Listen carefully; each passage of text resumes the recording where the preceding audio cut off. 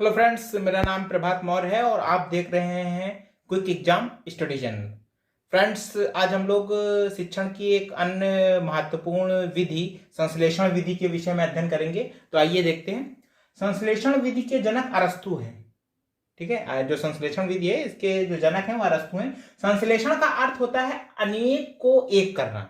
ठीक है, देखिए इस चीज को आप बिल्कुल समझ लीजिए। देखिए, जो विश्लेषण विधि होती है उसमें क्या होता है कि किसी चीज को छोटे छोटे भागों में तोड़ देते हैं। ठीक है, छोटे छोटे भागों में तोड़ देते हैं और उनका गहनता से अध्ययन करते हैं। इसको कहते हैं विश्लेषण विधि। ठीक, और संश्लेषण विधि में क्या है कि छोटी छोटी चीजें जो ढेर सी होती है उनको जोड़कर एक कर देते हैं। ठीक, उन सारी चीजों को जोड़ के एक कर देते हैं। वही लिखा, अनेक को एक करना ही संश्लेषण का अर्थ है। संश्लेषण विधि में अनेक को एक किया जाता है, सबको समायोजित कर दिया जाता है। ठीक, जोड़ लिया जाता है। जब अध्यापक ज्ञान को एकत्रित करके व्यवस्थित स्वरूप में प्रस्तुत करते हैं तो इसे ही संश्लेषण विधि कहा जाता है।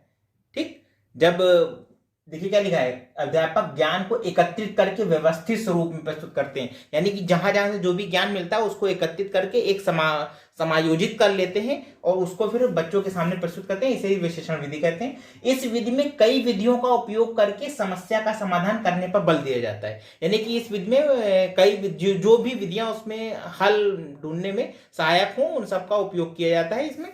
ठीक है, और अंततः क्या है कि निष्कर्ष निकलना जरूरी है। ठीक, परिणाम प्राप्त करना बहुत जरूरी है। शिक्षण सूत्र देखिए, ज्ञात से अज्ञात की ओर, प्रत्यक्ष से प्रमाण की ओर और परिकल्पना से निष्कर्ष की ओर। ठीक, देखिए संश्लेषण विधि में इस तरह से आप जानिए कि जैसे बच्चों को पहले वर्णमाला सिखाई जाती है। ठीक, बच्चों को पहले वर्णमाला सिखाई जाती है, उसके बाद में जब वो सीख जाते हैं तो फिर उन वर्णमाला के जो वर्ण होते हैं उनको समायोजित करके अक्षर का रूप दे दिया जाता है। बच्चों को फिर शब्द शब्द अक्षर सिखाए जाते हैं। ठीक है, तो ये संश्लेषण विधि का ही उदाहरण है। एक उदाहरण और देख लीजिए कि जैसे इसमें लिखा है ज्ञात से अज्ञात की ओर। अब जैसे मान लीजिए कि कोई कृषि योग्य जमीन है किसान की। ठीक है, अब उस जमीन वो जमीन जो है वो आयताकार है। आयताकार आयताकार समझते हैं ना। आयताकार का मतलब ये होता है कि उसकी आमने सामने की भुजाएं बराबर होती हैं। ठीक, अब उसको उस पे अगर तार लगवाना है चारों ओर तो जाहिर सी बात है कि हमें उस जो खेत है उसका परिमाप निकालना होगा। ठीक है, तो यहाँ पे क्या है कि बच्चों को उसकी आयत की लंबाई 30 मीटर और चौड़ाई 15 मीटर दी हुई है और उसको परिमाप निकालना है। तो ज्ञात दिया हुआ है, अज्ञात की ओर जाना है। तो जो विश्लेषण विधि है उसमें बच्चे क्या करेगा, पहले आमने सामने की भुजाएं 30-30 सेंटीमीटर जोड़ेगा, फिर इधर आमने सामने की भुजाएं 15-15 सेंटीमीटर जोड़ेगा। ठीक, तो 30-30 60 और 15-15 30 90 सेंटीमीटर इस तरह से जोड़ेगा। संश्लेषण विधि में क्या है, तो वो क्या करता है कि इसमें सूत्र भी रख सकता है, क्योंकि बोला ना अनेक विधियों का उपयोग करता है। तो इसमें सूत्र रख देगा कि आयत का परिमाप बराबर 2 और ब्रैकेट में लंबाई प्लस चौड़ाई। तो लंबाई और चौड़ाई 30 और 15 45 हो गए और जब 2 से गुणा हुआ उसका तो 90 मीटर आ गया सीधे से। ठीक है, तो ये है संश्लेषण विधि। तो आइए देखते हैं उदाहरण।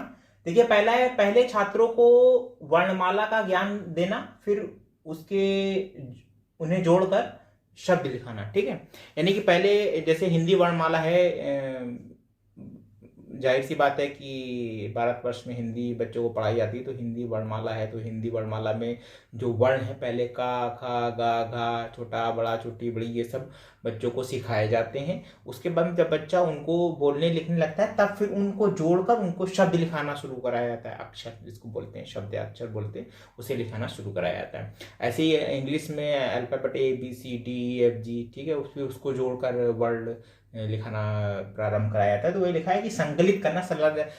संश्लेषण का मतलब है कि छोटे छोटे भागों को मिलाकर एक कर देना। ठीक, अगला देखिए दूसरा है जो दिया हुआ है ज्ञात से अज्ञात की ओर। इसमें देखिए इसमें भी वही चीज है। इसमें देखिए जैसे मैंने आपको बताया था, ये क्षेत्र है, इसके चारों ओर बाड़ लगानी है या फिर इसका परिमाप हमें ज्ञात करना है। तो कैसे करेंगे, देखिए आयत का परिमाप बराबर 2 लंबाई प्लस चौड़ाई।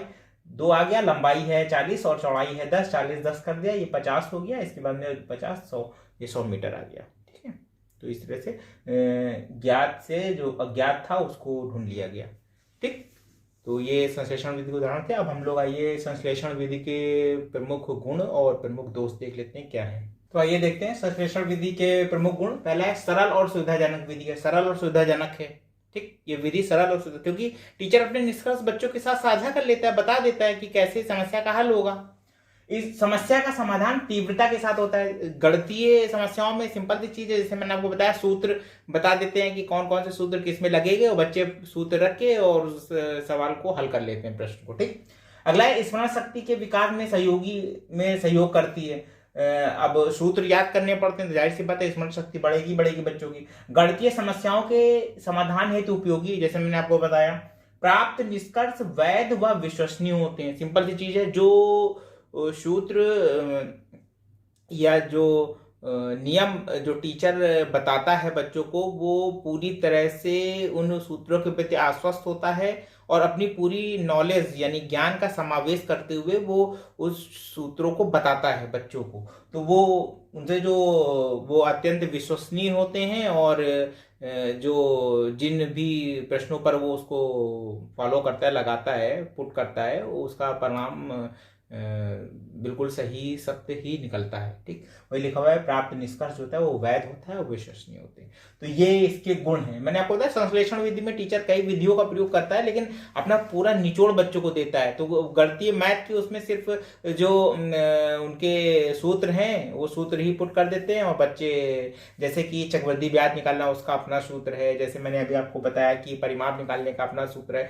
तो इसमें क्या होता है, बच्चा सूत्र याद करता है तो याद तो करता है, ये उसका जो स्मरण शक्ति है उसका विकास तो होता है, लेकिन उसको पूर्ण व्यापक ज्ञान नहीं हो पाता। वो बस अब प्रश्न ढूंढता है, चक्रवृद्धि ब्याज है, बस फट से इसमें क्या क्या पूछा गया वो लिख के सूत्र लगा करके उसका आंसर निकाल देता है, ज्यादा वो कुछ नहीं करता, ठीक है। या आपको लोगों को भी पता होगा, बहुत से बच्चे तो वो मैथ के क्वेश्चंस जो होते हैं उनको भी रट के जाते हैं, ये आएगा तो ये करेंगे, ये आएगा, अपना और दूसरा ज्ञान नॉलेज नहीं लगाते, वो सिर्फ सूत्रों को ढूंढते हैं कि क्या रखना है, मान पुट करना, ठीक।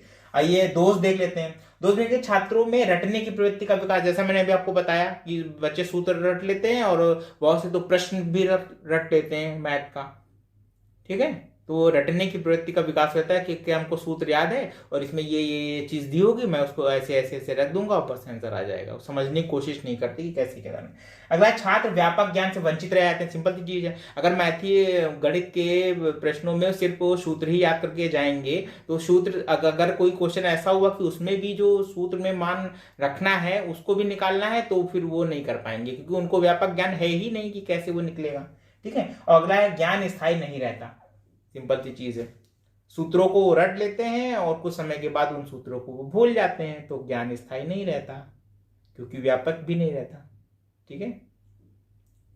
तो फ्रेंड्स, ये थी संश्लेषण विधि। आपको वीडियो कैसा लगा? अगर अच्छा लगा तो लाइक कर दीजिए, और अगर आपने हमारा चैनल सब्सक्राइब नहीं किया है तो चैनल सब्सक्राइब कर लीजिए, बेल आइकन दबा दीजिए, जिससे हमारे आने वाले नए वीडियो का नोटिफिकेशन आप तक जल्दी पहुंचे। तो फ्रेंड्स, मिलते हैं एक नए वीडियो में एक नए टॉपिक के साथ। धन्यवाद।